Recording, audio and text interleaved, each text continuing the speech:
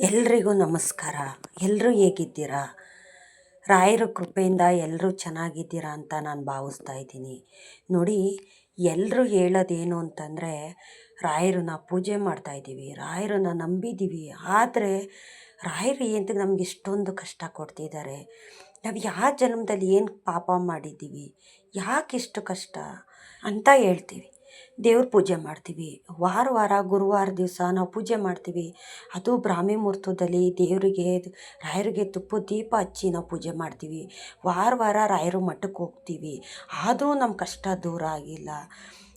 ದೇವ್ರು ಮಾಡೋದೇ ತಪ್ಪ? ನಾವು ಇಷ್ಟು ಕಷ್ಟ ಕೊಡ್ತಿದ್ದಾನೆ ಭಗವಂತ.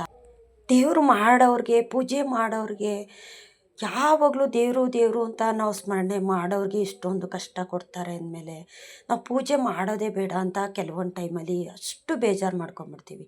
ನಾನು ಹೇಳೋ ಮಾತೇನು ಅಂತಂದರೆ, ನನ್ನ ಈ ಮಾತು ಕೇಳಿ ಆಮೇಲೆ ನೀವು ನನಗೆ ಕಮೆಂಟಲ್ಲಿ ಹೇಳಿ. ರಾಯರು ಫಸ್ಟುದಾಗಿ ನಮ್ಮನ್ನು ಕೈ ಹಿಡಿಯೋದಿಲ್ಲ, ಪರೀಕ್ಷೆ ಮಾಡ್ತಾರೆ ನಮ್ಮನ್ನು. ಮೊದಲುದಾಗಿ ನಾವು ರಾಯರು ಪೂಜೆ ಮಾಡ್ತಾಯಿದ್ದೀವಿ ಅಂತ ಮೊದಲುದಾಗಿ ನಾವು ರಾಯರು ಪೂಜೆ ಮಾಡೋಕ್ಕೆ ಸ್ಟಾರ್ಟ್ ಮಾಡ್ಕೊಂಡ್ಮೇಲೆ ರಾಯರು ನಮ್ಮನ್ನು ಪರೀಕ್ಷೆ ಮಾಡ್ತಾರೆ. ಇವ್ರು ಏನು, ಇವ್ರು ಎತ್ತ, ಇವ್ರು ಯಾವ ರೀತಿ, ಅವ್ರು ಏನು ಉದ್ದೇಶಕ್ಕೋಸ್ಕರ ನನ್ನ ಹತ್ರ ಬಂದಿದ್ದಾರೆ. ಕೆಲವರು ಕಾಟಾಚಾರಕ್ಕೋಸ್ಕರ ದೇವಸ್ಥಾನಕ್ಕೆ ಹೋಗ್ತಾರೆ, ಕೆಲವರು ಭಕ್ತಿಯಿಂದ ಬೇಡ್ಕೊಳ್ಳೋದಕ್ಕೋಸ್ಕರ ಹೋಗ್ತಾರೆ, ಕೆಲವರು ಅವ್ರು ಕೇಳೋದ್ರಲ್ಲಿ ತುಂಬ ಅರ್ಥ ಇರುತ್ತೆ, ಕೆಲವರು ಏನೋ ಕೇಳ್ತಾರೆ, ಅವ್ರಿಗೇನೋ ಬೇಕು ಅನ್ನೋದು ಕೇಳ್ತಾರೆ, ಕೆಲವರು ನನ್ನ ಮನೆಗೆ ಒಳ್ಳೇದಾಗಲಿ ಅಂತ ಕೇಳ್ತಾರೆ. ದೇವರು ಅದನ್ನೆಲ್ಲ ಪರೀಕ್ಷೆ ಮಾಡ್ತಾರೆ ರಾಯರು. ನಾವು ಪೂಜೆ ಮಾಡಿದ ತಕ್ಷಣ 7 ವಾರ, 9 ವಾರ, ಇಲ್ಲ 21 ವಾರ ದೇವ್ರಿಗೆ ರಥ ಅನ್ನೋದು ಮಾಡ್ತೀವಲ್ಲ, ಮಾಡಿದ್ಮೇಲೆ ನಮ್ಗೆ ಒಳ್ಳೇದಾಗಲಿಲ್ಲ ಅಂತಂದರೆ ನಮ್ಮನ್ನು ಪರೀಕ್ಷೆ ಮಾಡ್ತಿದ್ದಾರೆ ಅಂತ. ಎಷ್ಟು ನಮ್ಮನ್ನು ರಾಯರು ಕಾಯಿಸ್ತಾರೋ ನಮ್ಗೆ ಅಷ್ಟು ಒಳ್ಳೇದು ಮಾಡ್ತಾರೆ. ಆದರೆ ಈ ಕಷ್ಟ ದಿನಗಳಲ್ಲಿ ನಾವು ದೇವರು ಸ್ಮರಣೆ ಮಾಡೋದನ್ನು, ರಾಯರು ಸ್ಮರಣೆ ಮಾಡೋದನ್ನು ಯಾವುದಕ್ಕೆ ಕಾರಣಕ್ಕೋಸ್ಕರ ಬಿಡೋದಕ್ಕೆ ಹೋಗ್ಬಾರ್ದು. ನಮಗೆ ಕಷ್ಟ ಕೊಟ್ಬಿಟ್ಟಿದ್ದಾರೆ, ಏನಕ್ಕೆ ನಾವು ದೇವ್ರು ಮಾಡಬೇಕು, ಏನಕ್ಕೆ ನಾವು ಪೂಜೆ ಮಾಡಬೇಕು, ರಾಯರ ಮಠಕ್ಕೆ ಎಂತಕ್ಕೆ ಹೋಗಬೇಕು, ನಾವು ಉಪವಾಸ ಎಂತಕ್ಕೆ ಮಾಡಬೇಕು, ವ್ರತ ಎಂತಕ್ಕೆ ಮಾಡಬೇಕು, ಇಷ್ಟು ಕಷ್ಟ ಇದ್ರೂ ನಾವು ದೇವ್ರಿಗೆ ಒಂದು ಧೂಪ ದೀಪ ಅನ್ನೋದು ನಾವು ಹಚ್ಚುತ್ತೀವಿ ನಾವು. ಆದರೂ ನಮಗೆ ಕಷ್ಟ ಕೊಡ್ತಿದ್ದಾರೆ ದೇವರು ಅಂತ ತುಂಬ ಜನ ಹೇಳ್ಕೊತಿರ್ತಾರೆ. ಅವ್ರಿಗೆ ಹೇಳ್ಕೊಳಕ್ಕಾಗೋದೂ ಇಲ್ಲ, ಈತಗೆ ತನ್ನ ನೋವನ್ನು ತಾವೇ ನುಂಗೋಕ್ಕೂ ಆಗೋದಿಲ್ಲ, ಆ ಸ್ಥಿತಿಲಿ ಇರ್ತಾರೆ. ನೋಡಿ, ಯಾರು ಅಷ್ಟೇ ಬೇಜಾರು ಮಾಡ್ಕೋಬೇಡಿ. ಮನುಷ್ಯರ ಮೇಲೆ ನಾವು ಕೋಪ ಮಾಡಿಕೊಂಡ್ರೆ ಒಂದು ರೀತಿ ನಡೆಯುತ್ತೆ, ದೇವ್ರ ಮೇಲೆ ಕೋಪ ಮಾಡ್ಕೊಳ್ಳೋದ್ರಲ್ಲಿ ಅರ್ಥ ಇಲ್ಲ. ಯಾಕೆಂದರೆ ನಮ್ಮ ಕಷ್ಟ ಇದೆ ಅಂತ ನಾವು ದೇವ್ರ ಪಾದ ಹಿಡ್ದಿದ್ದೀವಿ, ನಾವು ಆ ಕೆಲಸ ಮಾಡಬೇಕೇ ಹೊರತು ನಾವು ದೇವ್ರ ಮೇಲೆ ಕೋಪ ಮಾಡಿಕೊಂಡು ನಾವು ಹಿಂದೆ ಬತ್ತು ಅಂತಂದರೆ ನಮಗೆ ಕೆಡಕಾಗೋದು. ನಾವೇನು ನಮ್ಮ ಮನೆಗಳಲ್ಲಿ ಎಷ್ಟೇ ಕಷ್ಟ ಇದ್ದರೂ ನಾವು ಒಪ್ಪತ್ತು ಊಟ ಅನ್ನೋದು ಮಾಡ್ತೀವಿ ತಾನೆ. 3 ಹೊತ್ತು ಇಲ್ಲ ಅಂತಂದರೂ 2 ಹೊತ್ತು ಊಟನಾದರೂ ಮಾಡ್ತೀವಿ ತಾನೆ. ಅದೇ ರೀತಿ ನಮಗೆ ಕಷ್ಟ ಇದೆ ಅಂತಂದರೆ ನೀವು 2 ಟೈಮು ದೀಪ ಹಚ್ಚೋಕ್ಕಾಗಲಿಲ್ಲ ಅಂದರೆ ಮನೆಯಲ್ಲಿ ಬೆಳಗ್ಗೆ ಸಂಜೆ ಹಚ್ಚೋಕ್ಕಾಗಲಿಲ್ಲ ಅಂದರೆ 1 ಟೈಮ್ ಆದರೂ ದೀಪ ಹಚ್ಚಿರಿ. ರಾಯರು ಫೋಟೋ ಮನೇಲಿದೆ, ರಾಯರು ಪೂಜೆ ನೀವು ಮಾಡ್ತಾ ಇದ್ದೀರಾ ಅಂತಂದರೆ, ರಾಯರನ್ನ ನೀವು ಪೂಜಿಸ್ತಾ ಇದ್ದೀರಾ, ಆರಾಧಿಸ್ತಾ ಇದ್ದೀರಾ ಅಂತಂದರೆ 1 ಟೈಮ್ ಆದರೂ ನೀವು ಪೂಜೆ ಮಾಡಲೇಬೇಕು. ರಾಯರಿಗೆ ದೀಪ ಹಚ್ಚಬೇಕು, ಪೂಜೆ ಮಾಡಬೇಕು. ರಾಯರು ಇರೋವಂಥ ಜಾಗ ಕತ್ಲು ಮಾಡೋಕ್ಕೆ ಹೋಗಬೇಡಿ, ಯಾವುದೇ ಕಾರಣಕ್ಕೂ ಅಷ್ಟೇ. ಇದು ಮೊದಲನೇ ವಿಷಯ. ಇದು ಯಾವುದೇ ಕಾರಣಕ್ಕೂ ಕತ್ಲು ಮಾಡೋಕ್ಕೆ ಹೋಗಬೇಡಿ. ನಮಗೆ ಬೇಜಾರಾಯಿತು ಅಂತ ಕೆಲವ್ರು ಪೂಜೆನೇ ಮಾಡೋದಿಲ್ಲ. ಈಗ ನನಗೆ ಸೇರಿಸಿನೇ ನಾನು ಹೇಳ್ಕೊತಾ ಇದ್ದೀನಿ ಅಂತ ತಿಳ್ಕೊಳ್ಳಿ. ನಾವು ಮಾಡೋ ಅಂಥ ತಪ್ಪುಗಳಿದು. ಕಷ್ಟ ಬತ್ತು ಅಂತಂದ್ಬಿಟ್ಟು ದೇವ್ರ ಪೂಜೆ ಮಾಡೋದಿಲ್ಲ, ದೇವಸ್ಥಾನಕ್ಕೆ ಹೋಗೋದಿಲ್ಲ. ನಾವು ಇರೋ ಕಷ್ಟ ಜೊತೆಗೆ ಇನ್ನಷ್ಟು ಕಷ್ಟ ಮೈ ಮೇಲೆ ಹೇಳ್ಕೊಳ್ಳೋ ಕೆಲಸ ಮಾಡ್ತೀವಿ ನಾವು. ನೋಡಿ, ನಾವು ಆ ತಪ್ಪುಗಳನ್ನ ಮಾಡೋಕ್ಕೆ ಹೋಗ್ಬಾರ್ದು. ಆಯಿತು, ಕಷ್ಟ ಬರಲಿ, ಭಗವಂತ ಕಷ್ಟ ಕೊಟ್ಟು ನೋಡ್ತಾರೆ, ಸುಖ ಕೊಟ್ಟು ನೋಡ್ತಾರೆ. ಆದರೆ ಜಾಸ್ತಿ ಕಷ್ಟ ಕೊಡ್ತಿದ್ದಾರೆ, ನಮಗಿನ್ನೂ ಒಳ್ಳೇದಾಗ್ತಿಲ್ಲ ಅಂತಂದರೆ ರಾಯರು ನಮ್ಮನ್ನು ಪರೀಕ್ಷೆ ಮಾಡ್ತಿದ್ದಾರೆ ಅಂತ. ರಾಯರು ನಮ್ಮನ್ನು ಪರೀಕ್ಷೆ ಮಾಡ್ತಿದ್ದಾರೆ. ಇನ್ನೂ ದೊಡ್ಡ ಮೊತ್ತದಲ್ಲಿ ನಮಗೇನೋ ಕೊಡಬೇಕು ಅಂತ ಅವ್ರದ್ದು ಒಂದು ಉದ್ದೇಶ ಆಗಿರುತ್ತೆ, ಗೊತ್ತಾ? ಎಕ್ಸಾಂಪಲ್ ಹೇಳಬೇಕು ಅಂತಂದರೆ, ರಾಯರ ಹತ್ರ ಒಬ್ಬ ವ್ಯಕ್ತಿ, ಇದು ಸತ್ಯ ಘಟನೆ. ಒಬ್ಬ ವ್ಯಕ್ತಿ ರಾಯರನ್ನ ನಂಬಿ, ರಾಯರನ್ನ ಪೂಜೆ ಮಾಡಿ ಇಷ್ಟು ದಿನಗಳ ಕಾಲ ಅಂತ ವ್ರತ ಮಾಡಿದಂಥವ್ರು. ಅವ್ರದ್ದೇನೋ ಒಂದು ಕೆಲಸ ಆಗಬೇಕಿತ್ತು, ಆ ಬೇಡಿಕೆನ ರಾಯರ ಮುಂದೆ ಇಟ್ಟಿದ್ರು. ಯಾಕೆ ಅಂತಂದರೆ, ಶೀಘ್ರದಲ್ಲಿ ಆಗೋಂಥದ್ದಾದರೆ ರಾಯರು ಈಡೇರಿಸ್ತಾರೆ. ನಾವೇನೋ ದೊಡ್ಡ ಮೊತ್ತದಲ್ಲಿ ರಾಯರ ಮುಂದೆ ನಾವು ಬೇಡಿಕೆ ಇಟ್ಟಿದ್ದೀವಿ ಅಂತ ಅನ್ನೋದಾಯಿತು ಅಂದರೆ ರಾಯರು ಸ್ವಲ್ಪ ತಡ ಮಾಡ್ತಾರೆ.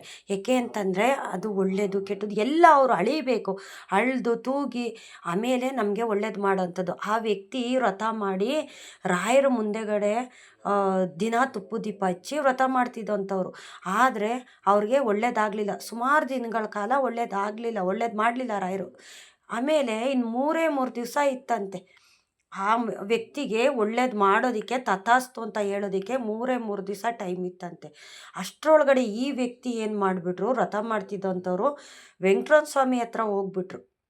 ರಾಘವೇಂದ್ರ ಸ್ವಾಮಿ ಪೂಜೆ ಮಾಡ್ತಾರಲ್ಲ ನನ್ನ ತಂದೆ ಅಂತ ಅವ್ರ ಹತ್ರ ಆ ವ್ಯಕ್ತಿ ಹೋದ್ರು. ವೆಂಕಟರಮಣ ಸ್ವಾಮಿ ಹತ್ರ ಹೋಗಿ ಏನಂತ ಕೇಳಿದ್ರು ಅಂದರೆ, ನೋಡಪ್ಪ, ನಾನು ಒಂದು ಬೇಡಿಕೆನ ನಿನ್ನ ಆದಂಥ ರಾಘವೇಂದ್ರ ಸ್ವಾಮಿಯವ್ರ ಹತ್ರ ನನ್ನ ಬೇಡಿಕೆ ಇಟ್ಟಿದ್ದೆ, ನಾನು ಕೇಳ್ಕೊಂಡಿದ್ದೆ. ತುಂಬ ದಿನಗಳಾಯಿತು, ನನ್ನ ಬೇಡಿಕೆ ಮಾತ್ರ ಅವ್ರು ಈಡೇರಿಸ್ಲಿಲ್ಲ.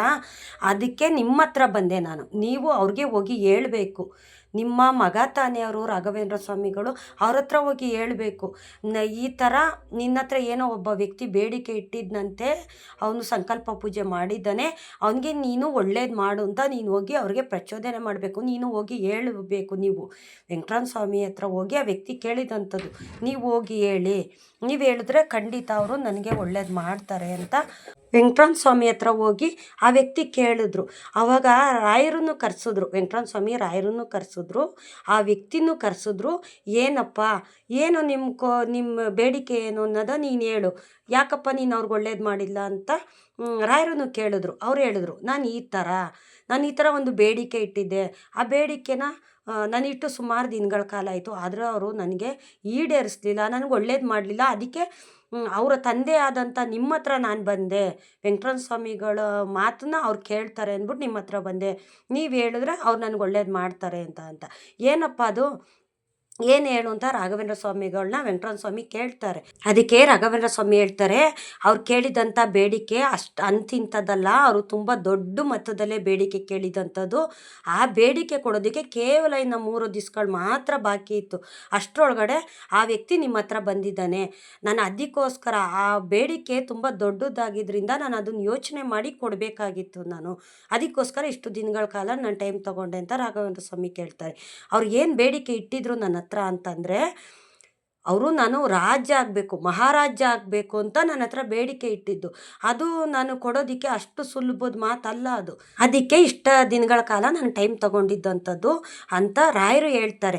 ಆ ವ್ಯಕ್ತಿ ಕೇಳಿದ್ದೇನು, ನಾನು ರಾಜ್ಯ ಆಗಬೇಕು ಅಂತ ಕೇಳಿದ್ರಿಂದ ನಾನು ಇಷ್ಟು ತಡವಾಗಿ ಕೊಡಬೇಕಾಗಿತ್ತು. ನಾನು ಇನ್ನು 3 ದಿವಸ ಕಳೆದಿದ್ರೆ ಆ ಮನುಷ್ಯನ ಬೇಡಿಕೆ ಈಡೇರ್ತಿತ್ತು. ಅಷ್ಟರೊಳಗಡೆ ನಿಮ್ಮ ಹತ್ರ ಬಂದಿದ್ದಾನೆ ಅಂತ ರಾಘವೇಂದ್ರ ಸ್ವಾಮಿ ವೆಂಕಟರಮಣ ಸ್ವಾಮಿಗೆ ಹೇಳಿದ್ರು. ಅದಕ್ಕೆ ಅವರೇನು ಹೇಳಿದ್ರು, ಈ ವ್ಯಕ್ತಿಗೆ 101 ಚಡಿ ಇಟ್ಕೊಡ್ಬೇಕು, 101 ಚಡಿ ಇಟ್ಕೊಡ್ಬೇಕು. ಯಾಕೆ ಅಂತಂದರೆ, ಇಷ್ಟು ದೊಡ್ಡದು ಮೊತ್ತ ನೀನು ಕೇಳಿಬಿಟ್ಟು ಅವ್ರು ಕೊಡೋ ತಕ್ಕ ನೀನು ಕಾಯೋದು ಬಿಟ್ಟು ನನ್ನ ಹತ್ರ ಬಂದಿದೆಯಲ್ಲ, ನನ್ನ ಮಗನ ಬಗ್ಗೆ ನನಗೆ ಗೊತ್ತು. ಅವ್ರು ಏನು ವೆಂಕಟನಾಥ, ರಾಯರಿಗೆ ಇನ್ನೊಂದು ಹೆಸರು ವೆಂಕಟನಾಥ ಅಂತ. ವೆಂಕಟನಾಥನ ಬಗ್ಗೆ ನನಗೆ ಗೊತ್ತು, ಅವ್ರು ಏನು ಎತ್ತ ಅನ್ನೋದು ನನಗೆ ಗೊತ್ತು. ಅಂಥವ್ರ ಬಗ್ಗೆ ತಿಳಿದಿರ ನೀನು ನನ್ನ ಹತ್ರ ಬಂದಿದೆಯಲ್ಲ, ಅದು ನಿನ್ನ ಕೋರಿಕೆ ಇಂಥ ದೊಡ್ಡ ಮೊತ್ತದಲ್ಲಿ ಇಟ್ಕೊಂಡು ಅಂದ್ಬಿಟ್ಟು ಅಲ್ಲಿರೋ ಜನಗಳಿಗೆ ಹೇಳ್ತಾರೆ 101 ಚಡಿ ಇಟ್ಕೊಡ್ಬೇಕು ಅಂತ. ಆ ವ್ಯಕ್ತಿಗೆ ಅಷ್ಟು ಜನಗಳ ಎದುರುಗಡೆ 101 ಚಡಿ ಇಟ್ಕೊಡ್ತಾರೆ. 101 ಚಡಿ ಕೊಟ್ಬಿಟ್ಟು ಆವಾಗ ರಾಯರು ಹೇಳ್ತಾರೆ, ನೀನು ಅಂದ್ಕೊಂಡಿದ್ದು ಈಡೇರಲಿ, ನೀನು ಕೇಳಿದಂಥ ಕೋರಿಕೆ ನಿನ್ಗೆ ಈಡೇರಿಸ್ತಾ ಇದ್ದೀನಿ, ಕೊಡ್ತಾ ಇದ್ದೀನಿ, ನಾಳೆಯಿಂದ ನೀನು ರಾಜ ಮಹಾರಾಜ ಅಂತ ರಾಯರು ಅಪ್ಪಣೆ ಕೊಡ್ತಾರೆ, ಆಶೀರ್ವಾದ ಮಾಡ್ತಾರೆ. ಆ ರಾಜರೇ ಇವಾಗಿನ ಮೈಸೂರು ಮಹಾರಾಜರು.